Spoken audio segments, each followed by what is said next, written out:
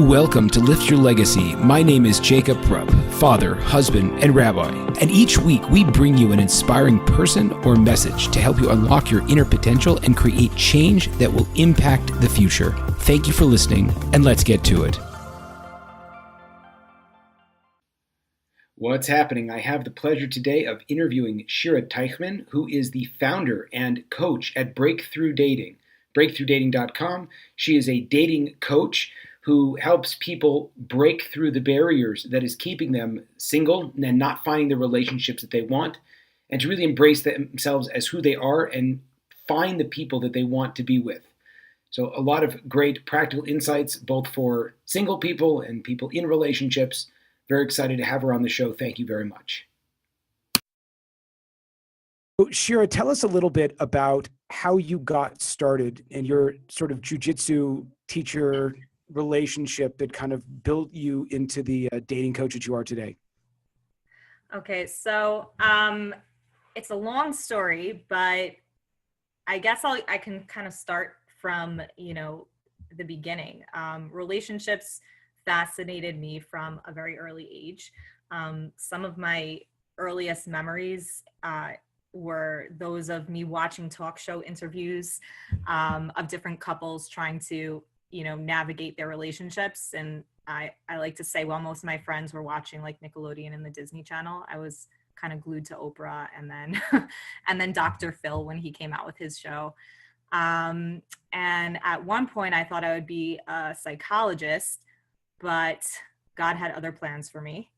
And at some point it just became clear that coaching Jewish singles is my calling. So that's kind of like a general picture of the beginning. What happened after that? Do you want that part now? Yeah.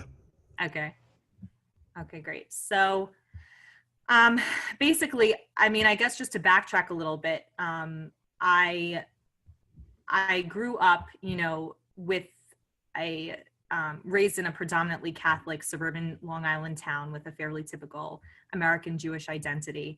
I went to public school. We knew we were Jewish. We went to Hebrew school. I had a bat mitzvah, but we weren't observant. And we, my parents sent my brother and I to Jewish sleepaway camps, but none of us knew the deeper meaning of any of, the holidays or Shabbos. And it wasn't until I went away to college that I had the opportunity to really learn about my Jewish heritage, go to Israel, learn in seminary. And that's also where I got my starting point and learned about the concept of Jewish dating for marriage. So that took my, my interest in relationships to a whole new level. And after I became observant, I started dating for marriage through the Shiras system, which, it turns out to be a lot harder than it had looked from the outside. When I was kind of sitting. Sure. For those of us that don't know what the Shiras system is, could you sort of break that down? Yeah, for sure. So it's kind of, I guess, pictured by people as sort of like this blind dating approach to marriage, where a matchmaker, some people think of it as like Fiddler on the Roof. But in general, there's an idea that, a matchmaker acts as a go-between between, two people who are interested in being set up. She usually, or he comes up with the idea of a potential match and then sets the two of you up. You end up on a blind date. Things get really awkward. And everybody hopes that, that you find your way. So, I think I was pretty idealistic in the beginning. And I think that, and by the way, I'm not here to bash the Shidduch system. There are some wonderful aspects to it. But it just turned out to be a lot harder than it had looked. And I really struggled. I dated a lot over the years. My 20s was a really rough decade because I thought I was just giving it my all in terms of dating for marriage. But really, I was just going through the motions of dating. I was going out, attending, a bunch of singles events every year, meeting with the matchmakers, without knowing what it meant to truly be invested in the process. And I kind of lost sight of who I was and what I really needed in a life partner. And, when I looked around me, I saw my single friends who also were struggling and couldn't really figure out how, how to make things better. But What we do you all, what do you what do you mean by that in terms of working through the process? What do you mean you weren't invested in the process or didn't know how to work on that? Sure. So I think at some point I realized that a lot of what was holding me back from meeting the right person had to do with the negative messages that I was constantly receiving from other people. I know that, that people mean very well, but a lot of the ideas that I was getting from other people in terms of just, the dating advice and tips that people said I should be focusing on and how I should be going about meeting, my other half, were actually taking me away from the very goal that I had set out to achieve. What do you mean? Well, people mean very well, and they, when you're single, they tend to give advice very freely. But the problem is that a lot of people, even when they're very well meaning, they don't really understand the plight of being single. And I realized at some point that, many people want to help single men and women get married, but they just go about it the wrong way. Our community invests millions of dollars a year in making introductions, making sure that singles from all four corners of the earth meet each other. And this is just an unprecedented time in history. I mean, from many standpoints, but, dating is no exception to that. We've never had this opportunity before to, to connect to potential matches from other parts of the country, other parts of the world. And at some point I just sort of stopped and took a look around me, and I'm thinking to myself, like, we don't have a problem meeting each other. Making introductions is not the problem. Most people and again, there are exceptions to this. I mean, I currently have clients that live in, in parts of the country or parts of the world where it's not as easy to meet compatible Jewish singles. But most of the people that I knew had no shortage of opportunity to meet other singles. The problem was, you meet someone and then what happens next? So I realized that there was a need for single men and women to have access to coaches who truly understand the challenges of being single and also how to overcome them. You know, I like to think of today's dating age as just being a different type of, it's a totally different type of game than it was. And I shouldn't even say game because it's not a game, but it's a different ball game than, so to speak, than it was when our parents and grandparents were dating. And so there are just different needs, every generation, different challenges, different needs. Why do you say that it's such a different game? Besides the fact that there's, that you can meet a lot more people, which in itself, Sure. I'm just throwing out likely Yep. because you have this idea of multiple, you have kind of an endless list of options. Whereas in the olden days, it was kind of like, you had the 3 people in your town that potentially you were compatible with. Besides an abundance of options, maybe you could speak a little bit about how that impacts a person's psychology. What are the other things that really change how we relate to each other? Absolutely. So it's a loaded topic. I don't know if it's all for one podcast, but basically the questions that you just asked are the questions that drove my curiosity and my research. And I was just very interested in learning about exactly the dynamics that you were just, that you just referred to. And what the answer in short is really that the approach to dating that worked for our bubbies and our zadies, right? Our parents, our great grandparents, was different because marriage was about survival back then, right? When we lived in the shtetls or, we lived in our more insular communities and we were facing sort of a different level of, anti-Semitism and also just the need to, to shield ourselves from all outside influences. So there was just sort of this mentality of survival. I mean, you got married to your next door neighbor because, I don't know, he had a farm and if you were a woman, you needed to be provided for. And, you were looking to build a family together. It was all about procreating and surviving, and that was it. And that's not to say that there weren't good marriages. We know that there were good marriages that came through that process.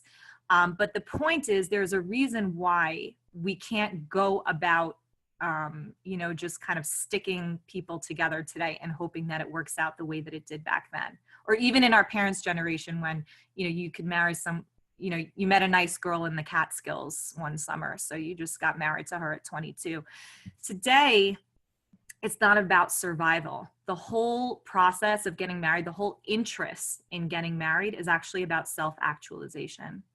And that's for a whole other podcast, but it sounds like it's related to your work and, what you're all about and what you're doing today.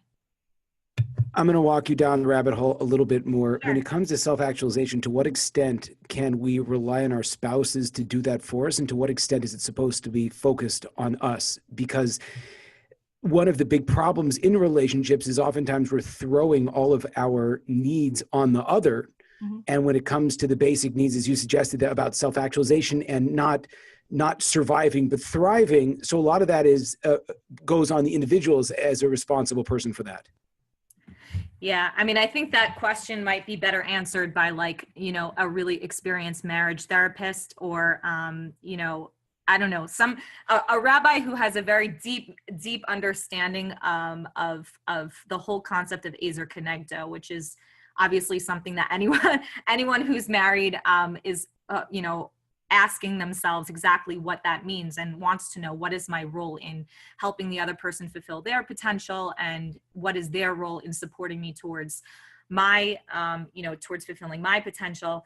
But on the dating front, I guess I find myself really focusing on the reality that that's what people are looking for. I think there's a whole other set of questions, in every year or, that a person's married in every season of marriage. There's probably a whole other, way to understand that question of how much we should be relying upon our spouse in that sense and vice versa. But that's not even, even where I'm, where my real depth of understanding is. It's actually much more about when we're dating, what are we looking for and what are we hoping to achieve?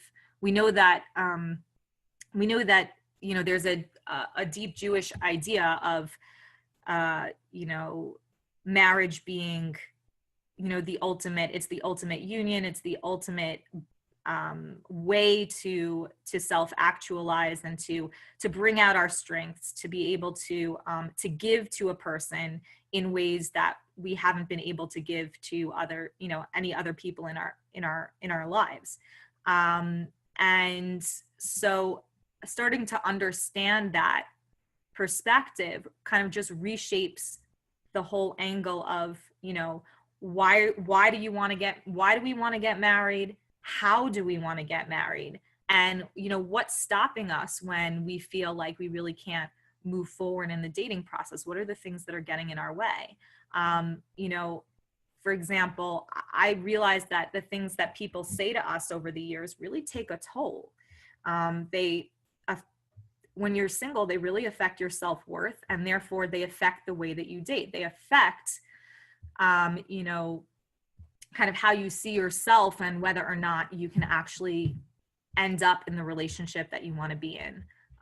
Give me an example, please. Sure. So, I was really sick of not just the games and the waiting and the frustration of dating endlessly, but also the platitudes. So, if I had to hear someone say, stop being so picky or just be yourself one more time, I was going to have a nervous breakdown. And I was tired of feeling hopeless. And that hopelessness in and of itself, this applies to so many areas of life, I think, but in dating, it's that hopelessness that is just a real setback. And again, not to knock the people who are trying, but I recognize that with all the efforts and all the singles events and all the, the ways that people are meeting each other, there was just no resource space for how to take that introduction and build it into something meaningful. meaningful and committed. What do you mean by hopelessness? Or I guess more specifically, how do you advise clients, or how in your own life have you fought to overcome the hopelessness to approach this area of life with the newness that is required and the energy that's required to be successful? So, yeah, it's a really good question. I mean, I get a lot of my inspiration from the teachings of Dr. Brene Brown, who's an incredible researcher. And one of her famous quotes is, "Vulnerability is the birthplace of innovation, creativity, and change."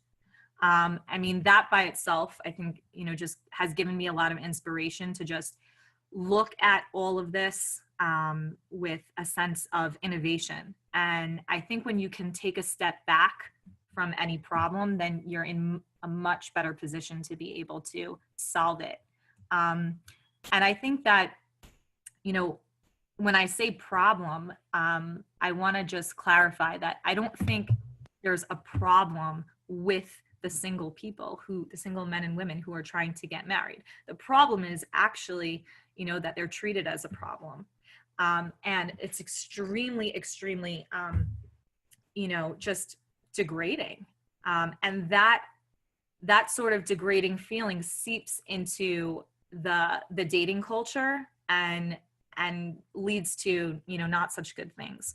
So being able to embrace vulnerability is definitely a huge part of my work. And it's also something that as difficult as it is, I try to, integrate it into my own life and into the whole breakthrough dating project, right? I mean, that there was a lot of vulnerability required in starting something new and progressive, a lot of risk in that. So when a person feels that, I guess what you're suggesting is that in the a lot of the religious world, the fact that a person is not married, we sort of feel bad for the person, especially because they themselves want to get married. But here you have a person that's, likely, or maybe not likely, successful in a bunch of other areas in life. People are probably waiting a little bit longer to get married. So they have successful careers, successful education. And then they're having this big obvious lack that has very little to do seemingly with them and sort of just the circumstance that they're in life. How do you, I'm sure everyone's different, but how would you start to give a person the hope, the tools to approach this in a proactive, positive way, as opposed to kind of going with that very typical sort of Jewish approach of, I'll just kind of see the, scraping the bottom of the barrel here, who I can find. Sure. And actually, just to kind of, to go back to what you just said, one of the things I noticed was that in our dating culture, even if it's technically marriage focused, right? We like to think of, especially shidduch dating, as being like the marriage minded way to date. It actually defeats a lot of its own purpose by removing the more human elements of dating and relationships and just replacing them with certain rigid standards and formalities and criteria that don't lead to genuine connection. That sounds so awesome. Can you explain that a little bit more so I totally understand what you're saying? Yeah. Okay. So basically, the answer means connecting to the more human elements of dating and connection, as opposed to thinking of something outside of, the shidduch world or outside of Jewish dating. Humanity and relationships and connection is what this is all about. It's not something that's outside of Jewish dating. It's not something that's supposed to be separate from ourselves or separate from the dating process. And that's my goal. My goal in all of this is to be able to reintroduce that human element to the dating process, because, because that's what leads to the authenticity that, that everybody's really looking for. And so in terms of being able to incorporate this practically, one of the ideas that is really, really important for anybody who's hoping to get married. I mean, this actually, again, this is just universal for people and for relationships. It's not exclusive to dating at all, but but in terms of what a single person can do now, is it's really about focusing on self-compassion. Brene Brown also, writes a lot about the work of Dr. Kristen Neff, who runs the Self-Compassion Research Lab at the University of Texas. And there's real research on this that has shown the three components of self-compassion, which are self-kindness, shared humanity, and mindfulness. So just in terms of self-kindness, every person needs to recognize, and again, I tried to integrate this, even though I'm teaching these ideas. This is something that, I'm a work in progress. We're all working on this. But self-kindness is just about learning how to kind of just be nice to yourself. And when you're dating, it's real, especially in the shidduch world. But in general, right? It's about learning how to be really nice to yourself and not beat yourself up for like being a person who makes mistakes. It's also about recognizing that we're all in this together, right? Which is the shared humanity aspect. This is just about us. The fact that none of us are perfect, and that finding your marriage partner is about two imperfect people coming together and trying to build a life with who they are and what they each bring to the table, which is a whole lot. It's a whole lot. And the mindfulness aspect, which is really just being able to notice more deeply what's going on. And I don't know that I can really get so much into that here, but it's definitely something that I address in coaching. So, but yeah, so the self-compassion, being able to connect to your worth more deeply. I'm very, very big on that. Like our self-worth gets so depleted, especially after years of, being set up on dead end dates. So looking at this from the perspective of a married person, but I think that, as you suggested, there are a lot of universals. To what extent does a person, quote, be themselves, and to what extent is a person trying to do the dance with somebody else? Obviously, it gets, I think, perhaps more challenging. I don't know if that's actually true. I don't know what point this becomes more difficult when you've been with the same person for many years, or if you're just meeting that person. But do you become what you know the other person is looking for, or are you essentially sitting back and saying, this is who I am, let's grow together? How do you balance those two competing drives of wanting to be the right spouse for your spouse, or right partner for your potential mate, and to what extent are you trying to say, this is me and I'm loving myself right now? Yeah, so I think, Jacob, I think that really it's the messages that we're getting from the outside that are even bringing that question into the equation. And as counterintuitive as it sounds to just, kind of focus on who you are, even the question, right, assumes that there's a part of us that needs to be somebody else in order to get into the relationship that we really want, or to win over the guy or the girl who we really want. This is a lot of what breakthrough dating addresses, because we don't want there to be those, the reality is that there are competing messages. Like you said, there's the part of you that wants to come across a certain way, and there's a part of you that wants to, quote unquote, be yourself. But until we can drown out that outside noise, then it's, we're constantly bringing the negative messages with us onto our dates. We're bringing all the voices telling you that you aren't good enough, that you can't really have the loving, committed relationship that you really want with the person that you really want to be married to. So, there's a lot of just, there's a big need to distance yourself from toxic energy and messages that deplete your self-worth. And it's this idea that we need to try to be the person who someone else is looking for. It's an illusion.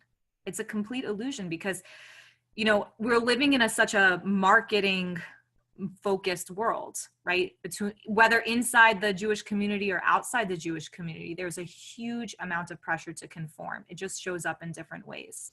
So when you bring an energy and an approach onto a date that, I need to be X, Y, and Z person in order for this to work out, you're automatically just distancing yourself from who you really are. And and you're not actually able to cultivate a true connection with the other person, right? Because let's say the person you're dating, let's say you're on a date with somebody who really likes what they see, right? Because they're out with a guy who's really trying to be extroverted and funny and crack jokes, because he believes that a good guy is somebody who's extroverted, cracks jokes, and kind of wins over a girl with his dashing good looks and charming sense of humor, right? But what if he's really not that person? Like, how does that lead to good things ever? On the other hand, okay, on the flip side of this, and I know that I'm going on and on, but I'll wrap it up with just the point with just this. On the other hand, who that person really is beneath all the, beneath the joke cracking and the outer image is a whole lot better than who he's trying to be. So he's a whole lot better than who he's trying to be. That's for another podcast. No, it's a crazy idea to suggest that, and I'm not disagreeing, but I think part of the challenge that dating has, and I really, and it could be that, having been on both sides of the coin, I guess all of us are on both sides of the coin once you get married, as a person that's been married for a while, that showing up as, I guess a certain sense of, perhaps it's different from men to women. And so maybe I'm just projecting a very external male perspective, but showing up as a person that, has a certain calm and a certain level of, we'll handle this and we'll figure it out, when on the inside you're like, I don't know how we're going to handle this out. I would love to crawl into a fetal position under the dining room table and cry.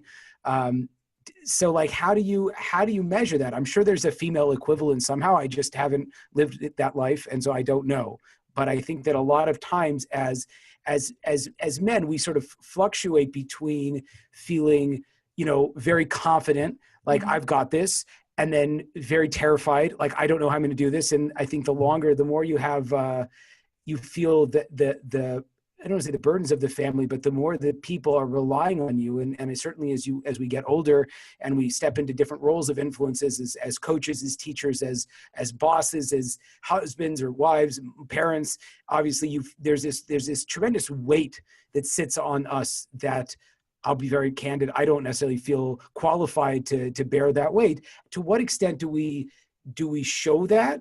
To what extent do we not show that? On a date, maybe it's like, I am pretty confident, but I'm with a girl that I'm just gonna be very male here, if that's okay, or at least my superficial version of male. Yeah, it's okay. I'm with a girl that she's very attractive and we have a great chemistry, and I really don't want to screw this up. And I am confident, but do I say to her like, I am terrified of saying the wrong thing right now and like losing you, or do I just try to play it cool? Which after you get married, I am kind of cool, like but like how do you walk that balance when you're trying to go that route and be, again, like I said, be that person? How do you figure that out? Okay, it's a great point, and there's actually a lot of different questions that I'm hearing in that question, but one of them being, when do I need to be perfect? Okay, and when is it okay to show my imperfections, or when is it okay to kind of let my guard down a little bit? And I think that also begs the question of like, what role does perfectionism play in all of this? Because we live in a super duper perfectionistic and image oriented culture. So being able to kind of understand the, that scenario in the context of all of this is like, it's a really important starting point, right? So here's the thing about perfectionism.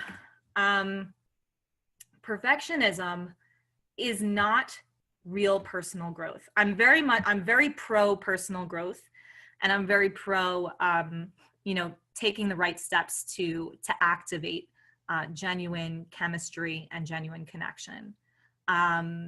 but when it comes to perfectionism, it's very driven by what others think as opposed to what's really going on inside. It's about how can I seem as though I'm, that I have no weakness? How can I seem as though I'm not flawed or that I have no fears, right? True personal growth, real personal growth, as Brene Brown discusses a lot, is about kind of digging in deep and asking myself, how can I do better? How can I improve for real? How can I improve in the areas where I need to improve, right? I mean, Judaism is a pretty growth oriented religion, right? It's about how can I improve in the areas where only I know I need improvement. No matter what that is. And it could be bein adam l'chaveiro, bein adam l'makom, whatever it is. And so when you're in a dating relationship, you want to be cognizant of the role that those outside voices of perfectionism, which have seeped its way into your mind and into your whole being. You want to be cognizant of the role that those voices are playing in all of this. Now, that being said, probably for a longer podcast, but there's an idea that you mentioned about, like, how do I, can I just say it if I'm scared? Does it mean I should just be talking about my fears or letting the girl know that I don't have it all together, right? And that question, I think, is really about intimacy.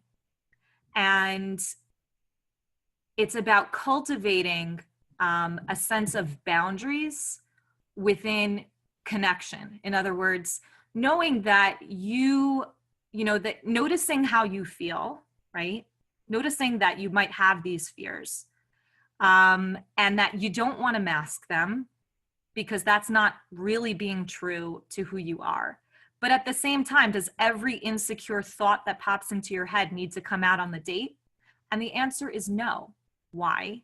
Because when you're dating, you're actually looking to cultivate you're looking to cultivate a greater sense of intimacy, right? When two people meet on a date as strangers, especially a blind date, they're meeting as strangers, there's a huge amount of distance between them. Even if they're sitting 2 feet across from each other at a restaurant, right? They're worlds apart. And when you're working towards the same goal of trying to see if two people can come closer together, you have to sort of walk that tightrope of being in touch with how you feel, right? Which is not, it's not who you are at your core necessarily, but how you're feeling in that moment and any insecurities that are coming up.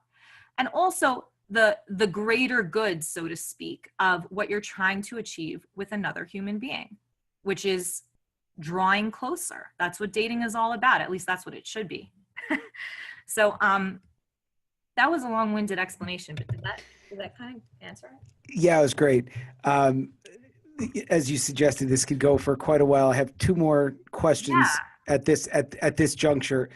Question number 1 is, are we kind of doomed, as you suggested, that, and a lot has been written on this for sure in the non-Jewish world of psychology, and I'm sure that there's got to be some stuff coming out probably by you in the Jewish world as well. But as we shift from survival to self-actualization, as you suggested, is dating doomed, or is it like, how do we adjust our mindsets of, again, there's this idea of giving, and then there's the idea that I need this for my self-actualization. How do you balance those two seemingly contradictory forces? Well, I think the first step is probably to just, actually notice that they're not contradictions. And probably that sort of tug of war that we all feel about, do I want to give? Do I want to take? That's just like, so starting back from, from Bereshit. That's the story of humankind. So I think that being able to, number one, to de-romanticize the dating process, as hard as it is for some, as hard as it is for us to do, because, between media and the movies and social media and everything else that's been sort of shaping our perception of what dating and marriage should be. I think it's just sort of time we're overdue. We're overdue to take a step back and actually ask ourselves, like, what are we really trying to achieve here as individuals, as couples, as a community? What is marriage really about? Yes, marriage is not that idealized romance that you see in the movies, but that doesn't mean that it's not completely amazing and worth working towards achieving, right? It's something that's very beautiful, and I obviously believe in it very strongly, or else I wouldn't be doing this work. It's these ideas that led me to, thank God, meet and marry my own husband, who's also very passionate about spreading these ideas and who doesn't like to take any credit, but is really the brains and the engine behind all of this. So I think, just as you said, reconciling those two seemingly polar opposites and realizing that it's all part of the same thing that we need to achieve, that we really want to, deep down, we really want to achieve, even if it's difficult. I watched yesterday on Tisha B'Av this class by Rabbi Orlovsky that was screened. I think he recorded it a few years ago, but he was just going through different examples in his own life where he's made. You should get him on the podcast, by the way, if you can. He's so amazing. But he was talking about different struggles and hard choices that he's made in his life, and everything from moving to Israel with his family, making Aliyah, all the sacrifices that came with. And he was talking about the difference between doing something hard versus choosing the easy way out, and why harder isn't necessarily better. And I think that you could actually bring this idea into dating and marriage, that in a culture where we just have so many easy options, right? We just have so many easy options, and essentially we can kind of just sit back and be lazy about a lot of things. It's important to remember, like, what we're in this for to begin with, and that it's worth it. You have to believe that it's worth it, and you have to believe that you're worth it. Otherwise, none of this works. And in terms of just embracing, how do you adjust your mindset? I think the first thing you have to do is just actually consider the fact that there is a new mindset to be embraced. There isn't that much I can tell you. I mean, I don't want to, excuse me, I don't want to, whatever. This is just, I don't know. I don't even know how much emphasis I could possibly place on this. What has been done until now clearly wasn't working, right? Or and I don't mean to undermine the efforts of people who are trying to set singles up. There are wonderful shadchanim. There are wonderful people who are putting together singles events. Single people do need to meet each other in order to get married. We're not marrying ourselves, right? As far as I know. Although there's actually, there was an article about that, really scary article about that. There's a whole new culture a whole new trend actually of people marrying themselves, which I'm writing. Like legitimately marrying themselves? Yeah, they throw a wedding, they register at Bed Bath & Beyond, and they marry themselves. And they good way to get gifts. Maybe I'll try that. Yeah, you can even hire a self-marriage wedding planner. Oh my gosh, that's the best. I love that. But it makes sense. It makes sense. In other words, like when I saw the article, I remember thinking to myself, like showing my husband, I'm like, can you believe this? And then actually we took pause and both looked at each other like, yep. Yeah, why not? Right. Yeah. Okay, so the future for you, what are you very excited about? And then please tell us how we can find you, what you can do for people, where you are located on any various social media channels or platforms. Thank Thank you so much. Our website is breakthroughdating.com. And you can go there to read some great dating insights. I love blogging. I love writing. And I try to put out new and fresh ideas, especially on our YouTube channel. So subscribe to that if you're interested. And that's Breakthrough Dating on YouTube. What else? We're on Facebook. If you want to like us and follow us on Facebook, you can find out some great stuff on there. And yeah, I'm excited about everything that we're doing right now. The private coaching series, the workshops, and also I will be joining Saw You at Sinai. They have a Labor Day weekend retreat at the end of the summer.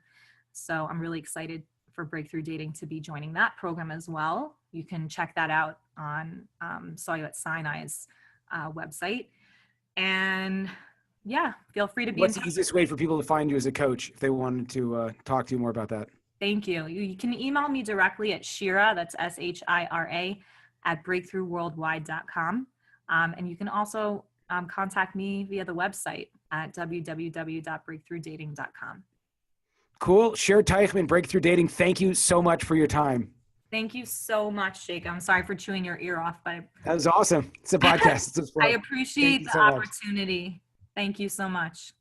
You know, just in the proximity to the new year, it's time to kind of turn over a clean slate. And Shira wanted me to put out there that she's excited to help anyone who is feeling frustrated in dead-end dating to get a fresh, empowered start in the new year. She has workshops in the US and abroad and can be reached at Shira at breakthroughworldwide.com for more information about her services. And you can check out her website as well, breakthroughdating.com // coaching. Again, that's breakthroughdating.com /coaching. And for me as well, like, you know, there's no reason why a person should be suffering alone, and reaching out and seeking the guidance you need and the directions that you're looking for in your life, especially Rosh Hashanah coming around this time, you know, there's never been a better opportunity. So if Shira can help you, fantastic. If you'd like to reach out to me also, we'd love that, more than be happy to help. My email, rabbirupp@gmail.com. And really, thank you so much for listening. There you have it, folks, another inspiring episode. If you enjoyed this, I ask you to please share this with your friends and to like us over on Rabbi Rupp through Facebook or on YouTube. And the more that we're able to get these important messages out, the more that we can really make an impact in the world. So I encourage you, please, to stay tuned. We have a ton of amazing speakers coming up, and also to tell your friends about it. Thank you very much.